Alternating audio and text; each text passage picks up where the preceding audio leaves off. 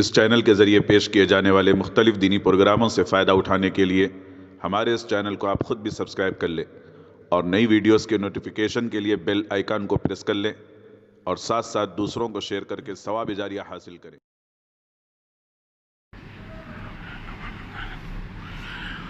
الحمد لله نحمده ونستعينه ونستغفره ونؤمن به ونتوكل عليه ونعوذ بالله من شرور أنفسنا ومن سيئات أعمالنا من يهد الله فلا مضل له ومن يضلل فلا هادي له ونشهد أن لا إله إلا الله وحده لا شريك له ونشهد أن سيدنا ونبينا وحبيبنا وشفيعنا وسندنا وقدوتنا ومولانا محمدا عبده ورسوله صلى الله تبارك وتعالى عليه وعلى آله وأصحابه وذرياته وأهل بيته وبارك وسلم تسليما كثيرا كثيرا.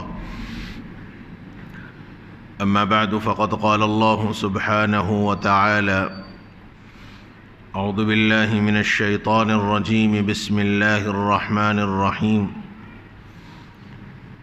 يا أيها النبي قل لأزواجك إن كنتن تردن الحياة الدنيا وزينتها فتعالين أمتعكن وأسرحكن سراحا جميلا وإن كنتن تردن الله ورسوله والدار الآخرة فإن الله أعد للمحسنات منكن أجرا عظيما.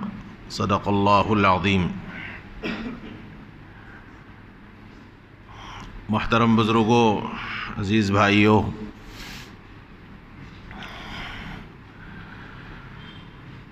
اللہ تعالیٰ نے انسانیت میں بلکہ فرشتوں کے علاوہ ہر مخلوق میں دو صنف پیدا فرمائے، یعنی جوڑ پیدا فرمائے، مرد بھی عورت بھی، نر مادہ،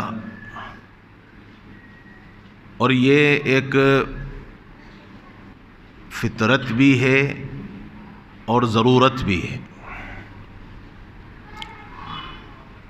بلکہ اگر یوں کہا جائے تو شاید غلط نہیں ہے کہ اللہ نے مرد کے لیے عورت کو بنایا، عورت کے لیے مرد کو بنایا اور ان دونوں کو اپنے لیے بنایا، اس لیے کہ انسانیت کی تخلیق، انسانیت کی پیدائش، اس کا بنیادی مقصد اللہ کی عبادت ہے. قرآن مجید نے وضاحت کے ساتھ یہ اعلان فرمایا کہ وَمَا خَلَقْتُ الْجِنَّ وَالْإِنسَ إِلَّا لِيَعْبُدُونَ، کہ میں نے جنات کو اور میں نے انسان کو اپنے لیے پیدا فرمایا، یعنی اپنی عبادت کے لیے پیدا فرمایا. اور مرد اور عورت کو ایک دوسرے کے لیے اطمینان کا، سکون کا ذریعہ بنایا، ایک دوسرے کے لیے راحت، ایک دوسرے کے لیے ذہنی سکون، ایک دوسرے کے لیے محبت، ایک دوسرے کے لیے چاہت، اس کے واسطے اللہ نے انسان کو پیدا فرمایا. اور قرآن نے اعلان بھی کیا وَمِنْ آيَاتِهِ أَنْ خَلَقَ لَكُم مِّنْ أَنفُسِكُمْ أَزْوَاجًا لِتَسْكُنُوا إِلَيْهَا وَجَعَلَ بَيْنَكُم مَّوَدَّةً وَرَحْمَةً. قرآن مجید کی اس آیت سے پہلے اگر اور آیات کا مطالعہ کیا جائے تو اندازہ ہوگا کہ اللہ تعالیٰ نے آیات میں نشانیوں کا ذکر کیا، اللہ کی یہ نشانی ہے، اللہ تعالیٰ نے یہ احسان فرمایا، اللہ نے یہ نشانیاں تمہیں عطا کی. اگلی پچھلی آیات میں نشانیوں کا بیان ہے. اور اس میں ایک آیت اللہ تعالیٰ نے یہ فرمایا وَمِنْ آيَاتِهِ أَنْ خَلَقَ لَكُم مِّنْ أَنفُسِكُمْ أَزْوَاجًا، اللہ کی نشانیوں میں سے ایک نشانی یہ ہے کہ اس نے تمہارے لیے تمہارے ہی جنس سے تمہاری جوڑ کی بیویاں بنائی. یعنی ازواج کا لفظ استعمال کیا مرد کے لیے عورت اور عورت کے لیے مرد، اور اللہ کی نشانیوں میں بیان کیا وَمِنْ آيَاتِهِ، اللہ تعالیٰ کی نشانیوں میں سے یہ ہے کہ أَنْ خَلَقَ لَكُم مِّنْ أَنفُسِكُم، کہ اس نے تمہارے لیے تمہارے ہی میں سے تمہارے جوڑ پیدا فرمائے. اگر غور کیا جائے تو بہت باریکی اللہ تعالیٰ نے اس آیت کے اندر فرمایا من انفسکم. اللہ تعالیٰ انسان کے لیے بیوی رکھتا لیکن انسان کے علاوہ کسی اور جوڑ سے، مثلا اس کی اجازت دی جاتی ہے کہ وہ جنات سے نکاح کرے. تو انسانی فطرت یہ ہے کہ اپنا مزاج نہ ہو، اپنا نیچرل نہ ہو، اپنے جیسا نہ ہو تو لا محالہ انسان کی طبیعت نہیں جمتی. اس لیے مزاج شناسی بڑی چیز ہے. جب تک مزاج نہیں ملے گا، ایک دوسرے کے ساتھ خیال نہیں ملیں گے تو انسان میں ایک طرح کا بعد رہے گا، ایک طرح کی دوری رہے گی. لیکن جب مزاج جم جائے گا، ایک دوسرے کی نفسیات کو سمجھنا آسان ہوگا، تو پھر ایسی صورت میں انسان کسی اور آدمی کے ساتھ اچھائی کے ساتھ پیش آ سکتا ہے. جب تک اجنبیت رہے گی، جب تک دوری رہے گی، اور جب اجنبیت ختم ہوگی، اپنائیت پیدا ہوگی، تو اس کے نتیجے میں محبت پیدا ہوگی. اور خاص طور پر انسان کا انسان سے معاملہ ایسے ہی ہے. انسان کا دوسری مخلوق سے ایک طرح کا بعد ہے، ایک طرح کی دوری ہے. اللہ تعالیٰ نے فرمایا کہ تمہارے لیے سب سے اللہ کے انعامات میں، احسانات میں سے ایک یہ ہے کہ اللہ نے تمہارے لیے تمہارے ہی جوڑوں میں سے، تمہارے ہی اندر سے اللہ نے تمہارے لیے جوڑ پیدا فرمائے. اور یہ کیوں جوڑ پیدا فرمایا؟ مقصد کیا ہے؟ قرآن مجید نے اس کا اعلان کیا کہ وَجَعَلَ بَيْنَكُمْ مَوَدَّةً وَرَحْمَةً، اور فرمایا کہ پھر اس نے تمہارے درمیان جوڑ تو بنائے تمہارے میں سے، اور پھر ان جوڑوں کے درمیان اللہ نے محبت، مودت، چاہت یہ پیدا فرمائی. اور یہ بنیادی مقصد کیا ہے؟ اللہ نے انسان اور مرد اور عورت کو کیوں جوڑا، مرد اور عورت کو ایک دوسرے کے لیے کیوں بنایا؟ اللہ تعالیٰ نے اس کو اعلان فرمایا لِتَسْكُنُوا إِلَيْهَا، تاکہ تم اس کے ذریعے سکون اختیار کرو. اور اسی کو نبی اکرم صلی اللہ علیہ وآلہ وسلم نے فرمایا کہ الدنیا کلها متاع وخیر متاع الدنیا المرأة الصالحة، او کما قال علیہ الصلاۃ والسلام. فرمایا کہ یہ ساری دنیا اور یہ دنیا کی ساری چیزیں ایک سامان ہیں. اور غالباً کسی موقع پر میں نے عرض کیا کہ متاع کا جو لفظ ہے عربی کے اندر، یہ ایسے سامان کو کہتے ہیں جو انسان وقت ضرورت استعمال کرتا ہے. عام طور پر انسان اپنی راحت کا، اپنی سہولت کا، اپنے آرام کا، ہر قسم کی اس آرام کے واسطے مختلف قسم کی سہولتوں کو اختیار کرنے کی کوشش کرتا ہے. مثلا گھر ہی کو آپ لے لیں، ایک انسان گھر میں رہتا ہے تو گھر کی ضرورت کے واسطے مختلف قسم کی چیزیں اختیار کرتا ہے. اچھے سے اچھی چیز کو اختیار کرتا ہے، کوانٹٹی اچھی ہونی چاہیے، کوالٹی اچھی ہونی چاہیے، اپنے مختلف مکمل آرام کا پورا خیال رکھتا ہے. اور اس خیال کے اندر بھی راحت، اور راحت کے واسطے سکون، اور سکون کے واسطے اور آگے چل کے زیب و زینت کے واسطے بھی انسان خوب خرچ کرتا ہے. حالانکہ جانتا ہے کہ صاحب یہ ٹیمپروری چیز ہے. یہ عاجز عام طور پر مثال کو سمجھانے کے واسطے کہتا ہے کہ جیسے گھر میں باتھ روم انسان بناتا ہے، سبھی جانتے ہیں کہ باتھ روم میں کوئی مستقل رہنا نہیں ہوتا، وقت ضرورت، وہ بھی ایک ضروری چیز کے واسطے انسان باتھ روم بناتا ہے. لیکن اگر غور کیا جائے تو باتھ روم پر بھی اتنا خرچ ہوتا ہے کہ وہ بیان کے باہر ہے. حالانکہ بغیر اسراف کے، بغیر ضرورت کے بھی تھوڑے سے خرچ میں بھی کام نکل سکتا ہے. لیکن انسان راحت کو سوچتا ہے کہ بھئی راحت ہونی چاہیے، آرام ہونا چاہیے. تو باتھ روم پر بھی اچھے خاصے خرچے ہوتے ہیں، بلکہ اب تو لاکھوں میں صرف باتھ روم بنتا ہے. میں نے ایک مرتبہ کہا تھا کہ غالباً 1.5-2 لاکھ کی بات کہی، تو بات بیان کے ایک صاحب نے مجھ سے کہا کہ میں کنسٹرکشن فیلڈ کا ہوں، 9 لاکھ 15 لاکھ صرف باتھ روم پہ خرچ ہو رہے ہیں آج کل۔ اپنی ضرورت کے واسطے انسان گھر میں راحت کی ہر قسم کی سہولتیں سوچتا ہے، اور وہی انسان بڑا ہی نزاکت میں رہنے والا، نفاست میں رہنے والا، آرام کا خیال رکھنے والا، راحت کو سوچنے والا، ہر قسم کی عمدہ کوالٹی اور کوانٹٹی کو خیال رکھنے والا وہی انسان اگر کبھی سفر پر جاتا ہے، اب اس کو کہا بھی جائے کہ صاحب آپ کو گدے کے بغیر نیند نہیں آتی، آپ اپنے سفر میں گدا ساتھ رکھ لیں، تو کہے گا کہ نہیں صاحب اتنا بوجھ کون اٹھائے گا، ایک بیڈ شیٹ سے کام چلا لوں گا۔ صاحب آپ تکیے کے بغیر سو ہی نہیں سکتے، نہیں صاحب ہاتھ کا تکیہ بنا کے سو جاؤں گا۔ آپ صاحب کانچ کی پلیٹ اور تامچینی اور آپ چینی کے پلیٹ کے علاوہ کھانا کھاتے ہی نہیں صاحب یوز اینڈ تھرو کھا کے پھینک دوں گا۔ انسان یہ چاہتا ہے کہ سفر میں ہلکے سے ہلکا رہے، بڑا بوجھ نہ اٹھائے، مشقت نہ اٹھائے، وزن نہ اٹھائے، ہلکا رہے۔ یہ طبیعت ہے انسان کی، یہ فطرت ہے انسان کی۔ اللہ کے نبی صلی اللہ علیہ وسلم نے فرمایا الدنیا کلھا متاع، دیکھو متاع اسی سامان کو کہتے ہیں جو انسان ضرورت کے واسطے استعمال کرتا ہے۔ جیسے سفر کے واسطے ایک انسان ایک ضروری بیڈ شیٹ رکھتا ہے، ایک چھوٹی سی پلیٹ رکھ لیتا ہے ضرورت کے حد تک، بس اس کو متاع کہتے ہیں کہ انسان استعمال کرے، پھینک دے اپنے ساتھ، اس کا بوجھ اپنے ساتھ نہ اٹھائے پھر۔ اللہ کے نبی نے فرمایا کہ یہ دنیا ساری کے سارا یہ پورا ایک متاع ہے، ایک سامان ہے، ایک ٹیمپروری سامان ہے جو انسان ضرورت کے واسطے جس کو استعمال کرتا ہے، اس کے واسطے فکریں، اس کے واسطے احساسات، اس کے واسطے خیالات اور اس کے واسطے پلاننگ انسان نہیں کرتا۔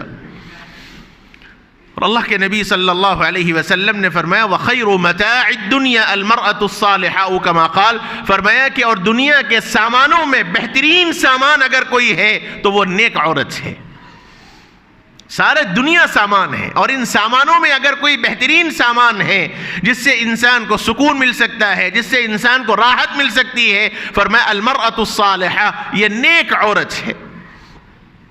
اور تجربات بھی یہی بتلاتے ہیں کہ اگر کسی انسان کو عورت مزاج کے موافق مل جائے تو انسان کی دنیا ہی میں جنت ہے، اور اگر خدا نہ خواستہ طبیعت کے خلاف کوئی بیوی اور عورت مل جائے تو پھر انسان جو ناک کے چنے چباتا ہے وہ بیان کے باہر ہے۔ اللہ رب العزت نے بیوی کے واسطے لفظ استعمال کیا، شوہر کے واسطے لفظ استعمال کیا، مرد کے واسطے عورت، عورت کے واسطے مرد، فرمایا لِتَسْكُنُوا إِلَيْهَا، بنیادی مقصد یہ ہے کہ تاکہ تم اطمینان اور سکون اختیار کرو، اطمینان اور سکون حاصل کرو، اور دونوں کے درمیان محبت اور مودت اللہ رب العزت نے اپنے انعام سے قائم فرمایا۔ اس لیے اگر کسی مرد کو نیک عورت مل جائے، مزاج کے موافق مل جائے، قانع مل جائے، قناعت کرنے والی مل جائے، شکوہ شکایتیں کرنے والی نہ ہو، مرد کے مزاج کے موافق مل جائے، تو یہ عاجز تو کہتا ہے کہ اسے روزانہ اس موجودہ حالات میں کم سے کم 2 رکعت شکرانے کی نماز ضرور پڑھنی چاہیے۔ اس وقت کے حالات کے اعتبار سے جو مسائل اس وقت آ رہے ہیں حالات، اور خاص طور پر یہ بے دینی کے ماحول کی وجہ سے ہمارے گھر کی بچیاں جو بگڑ رہی ہیں، اور اس کے نتیجے میں شادی شدہ ماحول میں جو ذہنی خرافات پیدا ہو رہے ہیں، بلا مبالغہ کہہ سکتا ہوں کہ مہینے میں کم سے کم 2 سے 4 مسائل اس وقت حل کرنے کے لیے بیٹھنے پڑ رہے ہیں۔ ایک مہینے میں 2 سے 4 مسائل، یا تو کاؤنسلنگ کے واسطے یا پھر آخری درجہ طلاق اور خلا کے واسطے۔ اگر زندگی بہت بہتری کے ساتھ گزر رہی ہے تو اللہ کا شکر ادا کرنا چاہیے، روزانہ 2 رکعت شکرانے کی نماز ضرور پڑھنی چاہیے۔ عورت کے واسطے بھی یہ ضروری ہے کہ اگر اس کے مزاج کے موافق مرد مل جائے تو۔ لیکن سب سے بڑا مسئلہ یہ ہے کہ ایک مزاج شناس بیوی بنے گی کیسے؟ ایک طبیعت کو سمجھنے والی بیوی بن کیسے گی؟ ایک طبیعت کو سمجھنے والی عورت آپ کو ملے گی کیسے؟ اس کے واسطے نبی اکرم صلی اللہ علیہ وآلہ وسلم کا وہ ارشاد ہم کو ذہن میں رکھنا چاہیے جو حضور نے فرمایا کہ وہ آدمی جس کو 3 بیٹیاں ہوں، اللہ کے نبی نے صلی اللہ علیہ وسلم نے فرمایا کہ وہ شخص جس کو 3 بیٹیاں ہوں اور اس نے ان کا عمدہ نام رکھا. یہ وہ ذات فرما رہے ہیں جو مزاج سے واقف ہیں, انسانیت کو سمجھنے والے ہیں. انہوں نے یہ بات فرمائی ہے کہ وہ آدمی جس کو 3 بیٹیاں ہوں, اس نے ان کے اچھے نام رکھے ہوں اور اس نے ان کو اچھی تعلیم دی ہو, اور پھر اس نے ان کا صحیح جگہ نکاح کرایا ہو. ایک باپ کی 3 ذمہ داریاں میرے آقا نے ڈالی ہیں. ایک صحیح باپ, اللہ کے نبی نے یہ ذمہ داریاں دی ہیں کہ وہ آدمی جس کی 3 بیٹیاں ہوں, اس نے ان کے اچھے نام رکھے. دوسری چیز آقا نے فرمائی کہ اس نے ان کی اچھی تعلیم اور تربیت کی. اور تیسری بات حضور نے فرمایا کہ اس نے ان کا صحیح جگہ نکاح کرایا. تو ایسوں کے واسطے اللہ کے نبی صلی اللہ علیہ وسلم نے جو انعام قرار دیا, فرمایا کہ اضمن لہ الجنہ, ایسے آدمی کو میں جنت کی گارنٹی دیتا ہوں. اللہ کے نبی کی زبان سے گارنٹی ہے. تو صحابہ نے عرض کیا کہ یا رسول اللہ, کسی کی 2 بیٹیاں ہوں. سلام ہو صحابہ کے ذات پر. اللہ کے نبی کے سے ایسے سوالات کیے کہ آنے والی امت تک ایک ایک چیز صحابہ نے پہنچائی. فرمایا کہ یا رسول اللہ, اگر کسی کی 2 بیٹیاں ہوں, حضور نے فرمایا اس کے لیے بھی. تو ایک صحابی نے عرض کیا کہ یا رسول اللہ, کسی کی ایک ہی ہو, حضور نے کہا اس کے لیے بھی. ایک بیٹی بھی اگر کسی کی ہو اور اس نے اس کا صحیح نام رکھا, صحیح اسلامی تعلیمی تربیت کی اور صحیح جگہ نکاح کرایا, آقا نے فرمایا کہ میں اس کو جنت کی ضمانت دیتا ہوں. تعلیم اور تربیت کا مطلب کیا ہے؟ سب سے پہلے نام کے اوپر میں ذکر کروں گا کہ اچھا نام رکھنے سے مراد کیا ہے. ہمارے ذہنوں میں اچھے نام سے مراد یہ ہے کہ صاحب اینٹک نام ہو, اس کا معنی کی ضرورت نہیں, اس کے ترجمے کی ضرورت نہیں. اینٹک نام ہو, نیا نام ہو, ایسا نام ہو کہ کوئی نہ رکھا ہو. اور اللہ بھلا کرے, آج کل کی یہ گوگل سرچ کا, نئے گوگل پہ نام سرچ کریں گے, معنی نہیں ملے گا تو علماء اور مفتیان کرام سے پوچھیں گے کہ صاحب یہ نام کا کیا معنی ہے. اب علماء اور مفتیان کرام ڈکشنری تلاش کر لیں گے کہ صاحب یہ لفظ ہے کون سا. پہلے تو یہ نہیں سمجھ میں آتا کہ وہ عربی ہے یا اردو ہے, وہ لینگویج کون سی ہے وہی نہیں سمجھ میں آتا. جتنے اہم سے اہم لغتیں ہو سکتی ہیں ساری تلاش کرنے کی ضرورت پڑتی ہے. بسا اوقات وہ نام ہی نہیں ملتا.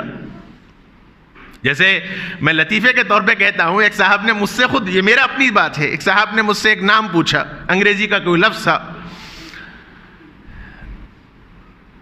اولاً تو اس تلفظ ہی نہیں آ رہا تھا زبان پر کہ وہ لفظ ہے کیا. پھر انہوں نے مجھے اسپیلنگ بتلائی اس کی.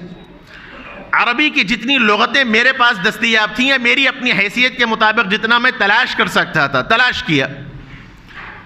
تقریباً آدھے پون گھنٹے کی محنت کے بعد المورد ایک عربی لغت ہے, بہت کم وہ دستیاب ہوتی ہے, اس میں ایک لفظ ملا, اس کا معنی, اور اس کا معنی نکلا ابلیس. تو گوگل نے بتلا دیا, ان صاحب کے ذہن میں بیٹھ گیا.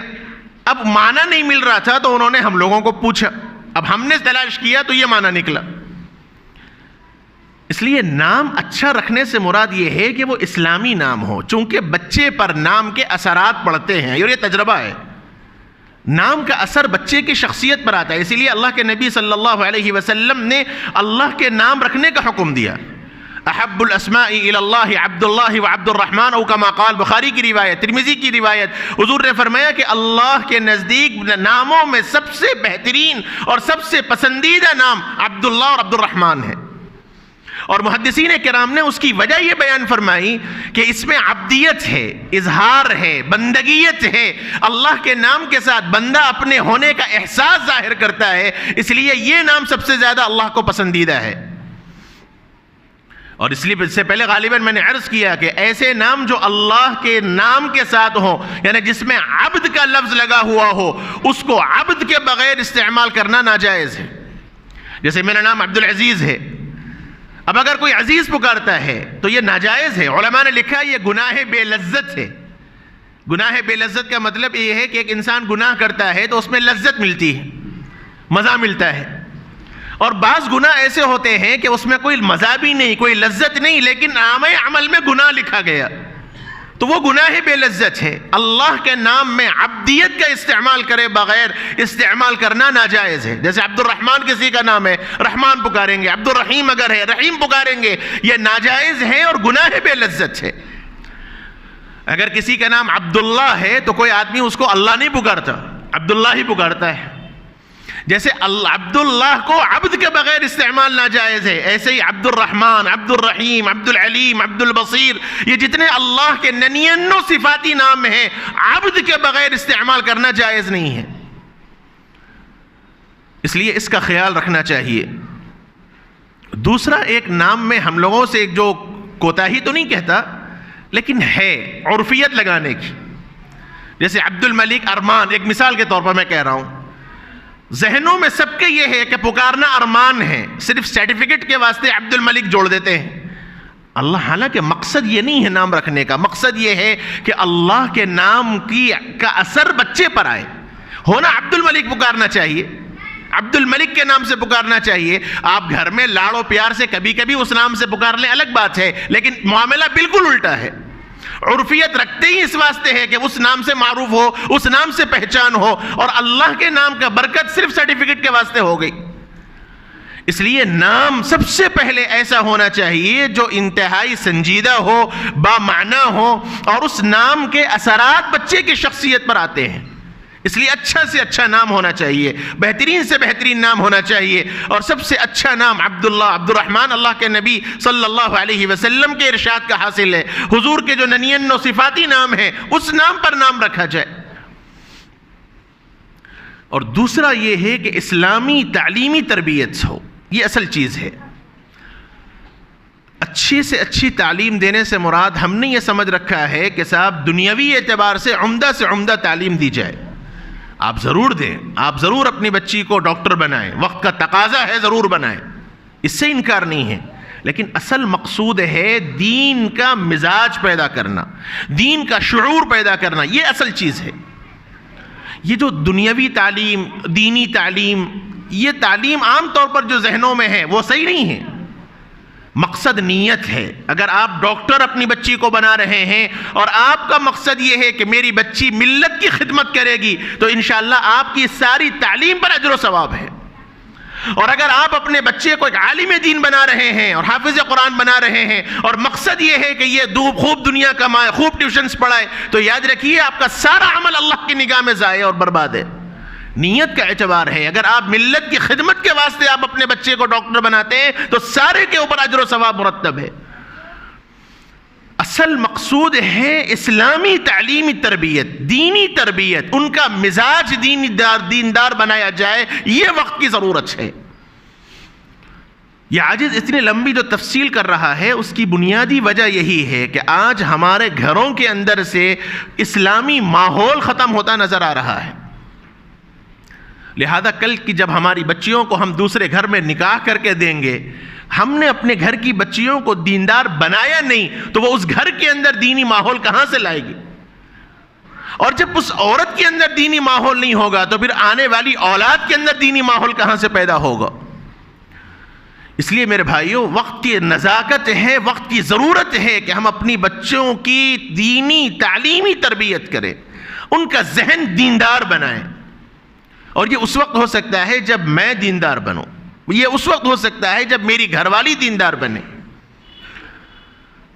یہ عاجز بہت معافی کے ساتھ عرض کرتا ہے، میری بات سے اگر کسی کو گرانی تکلیف ہوتی ہے تو بہت ہاتھ جوڑ کر معافی چاہتا ہوں، لیکن بات یہی ہے ہم نے بہت یہ رکھا کہ ہمارے گھر میں اپنے بچوں کے واسطے ایک حافظ صاحب کا انتظام کر دیا، وہ آ جائیں، آدھا گھنٹہ ٹیوشن پڑھا دے، ہم نے یہ سمجھا کہ ہم نے فرض ادا کر دیا، حالانکہ یہ فرض ادا نہیں ہوا، بالکل نہیں ہوا۔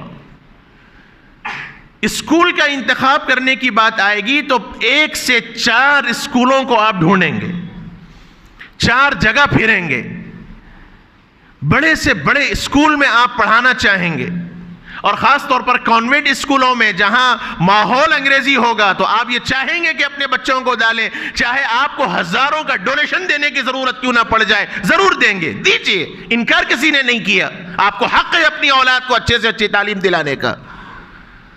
لیکن جب دینی تعلیم کی بات آئے گی تو مسجد کے مؤذن صاحب کو، امام صاحب کو یا کسی صاحب کو بلا دیں گے، ان سے پوچھیں گے صاحب کیا لیں گے، وہ کہیں گے مثال کے طور پر 500 روپے۔ ارے کیا صاحب 500 روپے، ذرا کم کریے۔ اسکول کے مینجمنٹ سے جا کے یہ شرم نہیں آتی پوچھنے کی کہ صاحب ذرا ماہانہ فیس میں کم کر دیجئے، وہاں شرم نہیں آئے گی۔ لیکن ایک حافظ قرآن جو آپ کے بچے کو دیندار بنانا چاہتا ہے وہاں چکانے کی کوشش کریں گے۔ یہ ہمارے گھر کا ماحول ہے اس وقت کا، تو کہاں سے دینداری ہمارے نسلوں کے اندر آئے گی؟ یہ حافظ ہاتھ جوڑ کے صاف معافی کے ساتھ کہتا ہے کہ اگر آج کے اس دور کے اندر اپنے بچوں کی دینی تعلیم کی فکر ہم نہ کریں گے تو خدا نہ خواستہ وہ دور اللہ نہ کرے نہ آ جائے کہ ہماری نسلیں ملحد نہ ہو جائیں اور ہماری نسلیں مرتد نہ ہو جائیں۔ جو سازشیں غیروں کی طرف سے پلاننگ کے ساتھ کی جا رہی ہیں میرے بھائیوں، اگر اپنی نسلوں کی دین کی فکر ہم نہیں کریں گے تو یہ وقت دور نہیں ہے کہ ہم اپنی نسلوں کو مرتد ہوتا ہوا اللہ نہ کرے دیکھ لیں۔ سلیبس کا چینج ہونا، نصاب کی تبدیلی ہونا، یہ جو حالات بنائے جا رہے ہیں، اگر ہم نے اپنے بچوں کو اسلامی ماحول فراہم نہیں کیا، ہم نے اپنے گھر کے اندر دینداری کا ماحول اگر فراہم نہیں کیا تو پھر اللہ نہ کرے یہ حالات آ جائیں گے۔ اس لیے صرف اسی پر بھروسہ نہیں کرنا چاہیے کہ ایک استاذ کو ہم نے انتظام کر دیا، یہ عاجز دانت بھی اپنے ہیں، ہونٹ بھی اپنے ہیں، اس لیے اپنی برادری میں بھی میں شکوہ شکایتیں ضرور کرتا ہوں کہ ٹیوشنز کا مطلب ہے ایک ماں باپ نے اپنے بچوں کو آپ کے حوالے کر دیا۔ میں اپنے شاگردوں میں جب بیٹھتا ہوں تو یہ بات ضرور کہتا ہوں ان سے بھی کہ حوالے کر دیا گیا آپ کے بچوں کو، ان بچوں کو دیندار بنانے کی فکریں آپ کی ہیں، ان کو وہ بات کہتا ہوں۔ لیکن عمومی اعتبار سے اس جمعے کی مجلس سے عوام سے جو بات مخاطب میں ہوں وہ یہ کہ ان دینی خدام کی قدر کرنا سیکھیے۔ یہاں کوئی قدر نہیں ہے، یہاں کوئی منزلت نہیں ہے، یہاں یہ پوچھا نہیں جاتا کہ صاحب آپ 2 دن سے نہیں آئے، صاحب کوئی بات ہے، کیا بات ہے، کیا پریشانی ہے؟ نہیں، اگر استاد 2 دن نہیں آ جائے تو پوچھ کریں کیا ہے مول صاحب 2 دن ہو گیا، تنخواہ نہیں دے رہے کیا آپ کو؟ یہ مزاج ہے ہمارا۔ ایک استاذ گھر پہ آئے گا پڑھانے، وہ آئے گا کھٹکا مارے گا تو اندر سے آواز آئے گا مول صاحب آج چھٹی کر دیجیے، ہم لوگوں کو فنکشن میں جانا ہے۔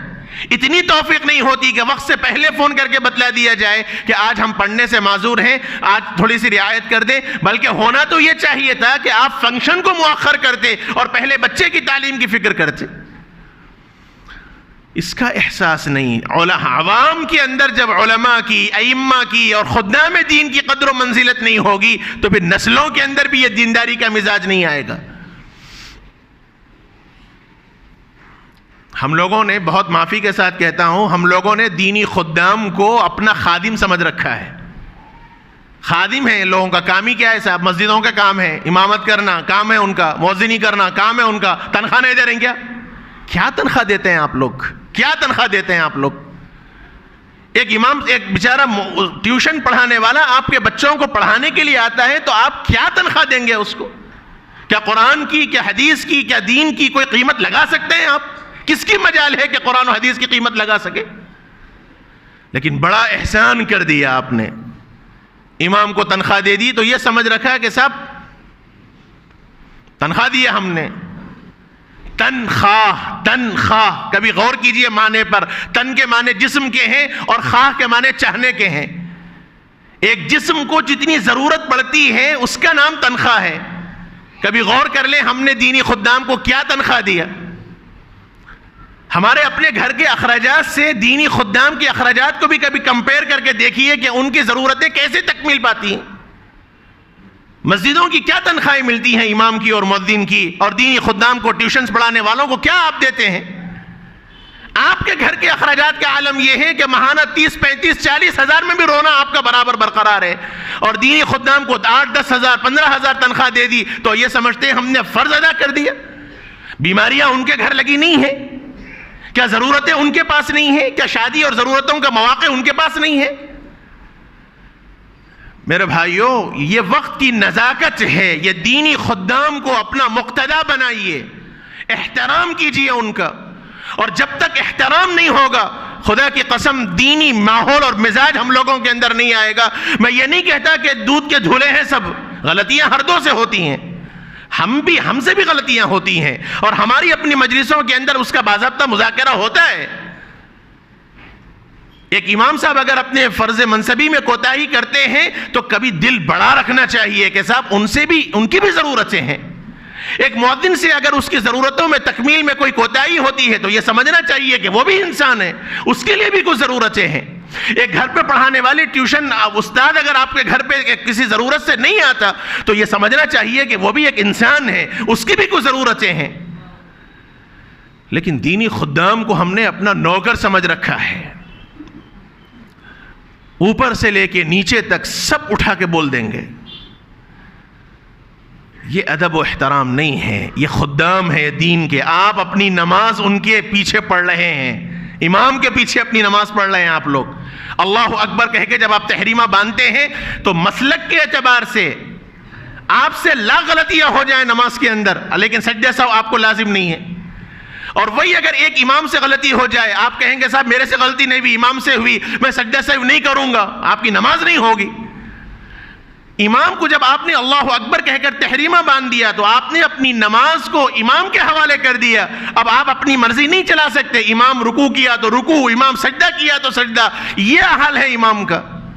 اور ہمارے پاس اماموں کا مقام و مرتبہ کیا ہے؟ مؤذن اعلان کرتا ہے، آپ کو وقت شروع ہونے کی اطلاع کرتا ہے، وہ آپ کو ندا لگاتا ہے، حی علی الصلاح، آئیے نماز کی طرف، آئیے کامیابی کی طرف۔ وہ آپ کو آپ کے دنیا کے جھمیلوں سے نکال کر اللہ کے گھر کی دعوت دے رہا ہے۔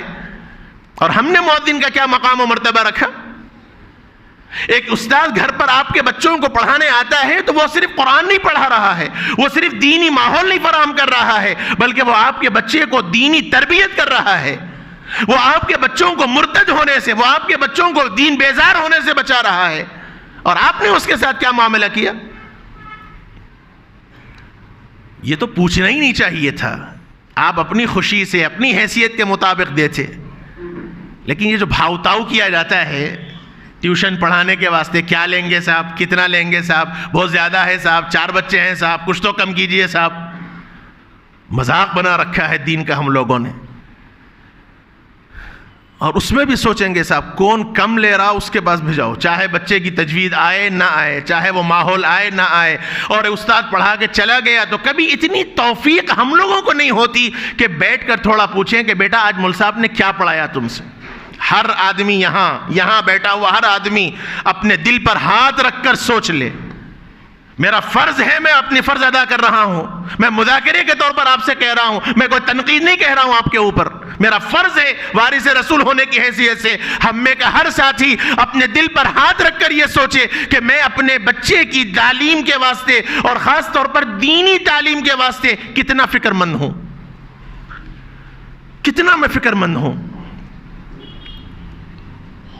ایک استاذ کو اگر میں نے رکھ دیا تو کبھی میں نے پوچھا استاذ سے کہ حضرت کیا میرا بچہ پڑھ رہا ہے، میرا بچہ کتنا آگے بڑھ رہا ہے، کبھی میں نے پوچھا؟ استاذ اگر لاپرواہی کر رہا ہے تو وہ بھی انسان ہے، لاپرواہی اس سے بھی ہوتی ہے، ہمارا کام ہے ادب کے دائرے میں رہ کر ان سے بھی بات کی جائے کہ مول صاحب اتنا وقت ہو گیا بچہ آگے نہیں بڑھ رہا، کچھ خیال کیجئے۔ یہ چیزیں ہمارے پاس نہیں ہیں تو پھر ادب کہاں سے آئے گا ہماری اولادوں میں، دین کہاں سے آئے گا؟ آج بچے بلوغت کی عمروں کو پہنچ رہے ہیں، بلوغت کی عمر کو پہنچ رہے ہیں، بالغ تک ہو جا رہے ہیں بچے، لیکن ان کو غسل کے فرائض نہیں معلوم ہے۔ یہ سچی باتیں میں کہہ رہا ہوں آپ سے، کوئی فرسودہ باتیں نہیں کہہ رہا ہوں۔ غسل فرائض، غسل کن چیزوں سے واجب ہوتا ہے، غسل کس کو کہتے ہیں، غسل فرض کیسے لیا جاتا ہے، یہ نہیں معلوم۔ ان کو بس یہی معلوم ہے گھر میں بابا نے شاور لگا دیا، شاور کھول دیا، ٹھہر گئے، نہا لیے، ختم۔ لیکن غسل میں نیت بھی ضروری ہے، کیسے غسل ہونا چاہیے، غسل کے آداب کیا ہیں۔ نہ باپ کو اتنی فکر ہے کہ وہ اپنی اولاد کو سمجھا سکے، نہ استاذ کو باپ نے بتلایا کہ میرا بچہ قریب البلوغ ہے، ذرا آپ اس کی فکر کریں۔ یہ ضرورت ہے میرے بھائیوں، خاص طور پر اولاد اور اولاد میں بھی لڑکیوں کی بہت تربیت کی ضرورت ہے۔ اپنے گھر میں دینی ماحول کو پیدا کرنے کی ضرورت ہے۔ بڑا افسوس ہوتا ہے، اس محلے کے لیے بڑی فکر ہوتی ہے۔ حضرت صدر محترم صاحب دامت برکاتہم نے مجھ سے خود یہ بات کہی تھی، عورتوں کے واسطے باضابطہ ایک پروگرام یہاں رکھا گیا، ہفتے مہینے میں ایک آخری اتوار رکھا گیا محلے کی عورتوں کے واسطے۔ میں آ رہا تھا، لیکن معلوم ہوا کہ صاحب ختم ہوتے ہوتے ہوتے 2 عورتیں 3 عورتیں آ رہی، میں اپنا مدرسے میں گھنٹہ پڑھاتے ہوئے چھوڑ کے میں یہاں آ رہا تھا، لیکن پھر مجھے وہ سلسلہ روکنا پڑا کہ وہاں تقریباً 15-20 بچے ایک ساتھ قرآن و حدیث پڑھ رہے ہیں، وہاں چھوڑ کے صرف 2 عورتوں کے واسطے میں آؤں۔ بڑا افسوس ہوا، سلسلہ رک گیا، موقوف ہوا۔ فی الحال عورتوں کے واسطے ہم نے کیا آخر؟ مرد حضرات تو میں اس لیے بار بار کہتا ہوں، ہم مرد حضرات تو کسی نہ کسی بہانے سے دین کی باتیں سن لیتے ہیں، جمعہ کے موقع سے، شب برات کے عنوان سے، شب معراج کے عنوان سے، ختم قرآن کی مناسبت سے، کسی نہ کسی اعتبار سے، لیکن عورتوں کے واسطے ہم نے کیا انتظام کیا؟ ایک ماہانہ اجلاس، ایک ماہانہ پروگرام قرآن کی تفسیر کے عنوان سے چل رہا تھا، وہ سلسلہ بھی موقوف ہو گیا، اس میں سوالات ہو رہے تھے، وہ سلسلہ بھی رک گیا۔ اس لیے اس جانب سوچنے کی ضرورت ہے، اپنے بچیوں کی اور اپنے عورتوں کی دینی تربیت کی فکریں اس وقت ضرورت ہے، اور وقت کی نزاکت ہے، وقت کی ضرورت ہے۔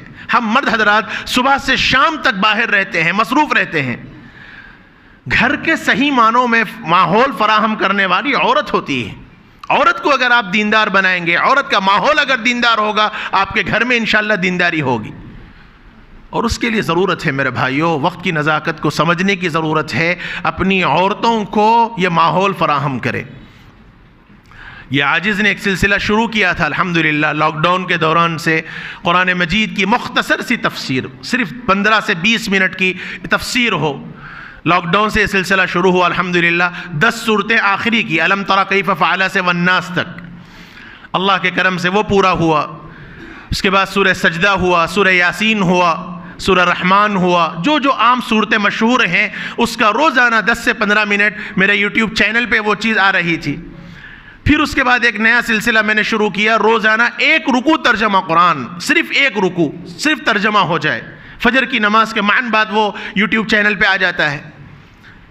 اور پھر اس کے ساتھ ایک اور سلسلہ ہے سوالات کا، روزانہ سوالات آتے ہیں، اس کے جوابات شرعی اعتبار سے دیے جاتے ہیں۔ یہ تینوں چیزیں میرے چینل پر دستیاب ہیں، مقصد صرف اس کا یہی ہے کہ ہماری گھر کی عورتوں تک یہ پیغام پہنچے، ضرورت ہے اس کی۔ میں صرف میری بات نہیں کہہ رہا ہوں، ایسے بہت سی چیزیں ہیں، آپ اپنے گھر کی عورتوں کو تھوڑا سا سنائیں، ان کو بٹھلائیں، اور ایک وقت متعین کر دیں، خالی یہ نہیں سن لو ایسا نہیں، ایک وقت متعین کریں اپنی سہولت کے اعتبار سے، جس وقت میں آپ ایک ساتھ سب بیٹھ سکتے ہیں، اپنے بچوں کے ساتھ، اپنی بیوی کے ساتھ 15 منٹ 20 منٹ ایک دین کے واسطے، اپنے گھر کی تربیت کے واسطے نکالنا ہمارے لیے کون سا مشکل ہے؟ 15-20 منٹ آپ اپنے گھر کے واسطے پوروں کو لے کر بیٹھیں، اور وہ سلسلہ جو میری طرف سے بھی آ رہا، اوروں کی طرف سے بھی آ رہا، وہ سلسلے کو آپ گھر میں سنائیں۔ اس بہانے سے انشاءاللہ ہماری نسلوں میں قرآن سے اور ترجمے سے اور معانی سے، مسائل سے تھوڑی سی واقفیت ہوگی، ورنہ ماحول تو بہت خطرناک پھیلایا جا رہا ہے۔ اگر یہ چیزوں پہ توجہ نہیں ہوگی تو اللہ ہی معاف کرے، بہت خطرناک حالات آنے والے ہیں۔ اللہ اپنے کرم سے جو باتیں کہی گئی ہیں اس پر عمل کی توفیق نصیب فرمائے۔ اے اللہ، جن حضرات نے دعاؤں کی درخواست کی ہے، مالک اپنے کرم سے ان سب کے جائز تمناؤں کو پورا فرما، ان کی ضروریات کی تکمیل فرما۔